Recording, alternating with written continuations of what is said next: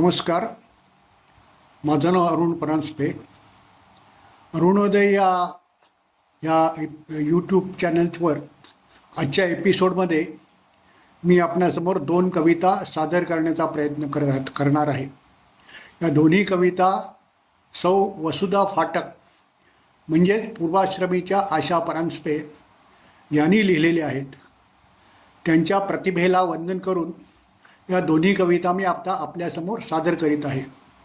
या जर आपल्याला आवडल्या तर आपण आपल्या मित्रपरिवाराला फॉरवर्ड करा आणि या चॅनलला सबस्क्राईब करा. धन्यवाद. आता ह्या एपिसोडमधली पहिली जी कविता आहे ही गानकोकिळा लता मंगेशकर यांच्या मृत्यूनंतर सुचलेली कविता ही आहे. या कवितेचं शीर्षक आहे स्वर्गातील आनंदोत्सव. या कवितेचं शीर्षक आहे स्वर्गातील आनंदोत्सव. आता या कवितेला मी सुरुवात करीत आहे. स्वर्गी चालला आनंद सोहळा, परतुनी आली गान कोकिळा. स्वर्गी चालला आनंद सोहळा, परतुनी आली गान कोकिळा. रत्न जडित सिंहासन बनले, चोहीकडे मांडली आसने. रत्नजडित सिंहासन बनले, चोहीकडे मांडली आसने. सूर्य शशी आणि ग्रहतारिका, सूर्य शशी आणि ग्रहतारका छत्र धरुनी उभे राहिले. सूर्य शशी आणि ग्रहतारिका छत्र धरुनी उभे राहिले. देव सकल आसनी बसले, देव सकल आसनी बसले. स्वागत करण्या उत्सुक झाले, स्वागत करण्या उत्सुक झाले. लखलखीत प्रकाश पडला, लखलखीत प्रकाश पडला. देवगणांच्या नजरा खिळल्या. लखलखीत प्रकाश पडला, देवगणांच्या नजरा खिळल्या. शुभ्र वस्त्रांकित ती सोज्वळा, चालत आली गान कोकिळा. शुभ्र वस्त्रांकित ती सोज्वळा, चालत आली गान कोकिळा. ग्रहताऱ्यांनी फुले उधळली, ग्रहताऱ्यांनी फुले उधळली. पायघड्या मखमली घातल्या, पायघड्या मखमली घातल्या. गंधर्व गाती स्वागत गीता, अप्सरा करती नृत्यकला. गंधर्व गाती स्वागत गीता, अप्सरा करती नृत्यकला. सर्व देवगण उभे राहिले, हस्तद्वयानी वंदन केले. सर्व देवगण उभे राहिले, हस्तद्वयानी वंदन केले. श्री विष्णू मग पुढे चाहले, स्वरसम्राज्ञी हाती धरिले. श्री विष्णू मग पुढे चाहले, स्वरसम्राज्ञी हाती धरिले. आदरे तिज सिंहासनी बैसविले, आदरे तिज सिंहासनी बैसविले.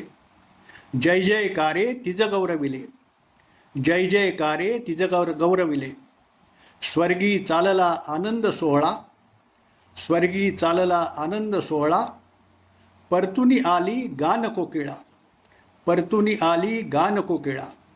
मात्र मात्र इहलोकी पसरे शोककळा, मात्र इहलोकी पसरे शोककळा. ही पहिली कविता इथेच संपते. धन्यवाद. आता ह्या भागातील दुसऱ्या कवितेला मी सुरुवात करीत आहे. जन्माला येणाऱ्या प्रत्येक प्राण्याला वा मनुष्याला मृत्यू हा अटळ आहे, यावरच ही कविता आधारलेली आहे. या कवितेचं शीर्षक आहे रिटर्न तिकीट. आता या कवितेला मी सुरुवात करीत आहे. रिटर्न तिकीट खिशात ठेवूनच येतो आता आपण जन्माला. रिटर्न तिकीट खिशात ठेवूनच येतो आपण जन्माला. फक्त रिटर्न तिकिटाची डेट माहिती नसते आपल्याला.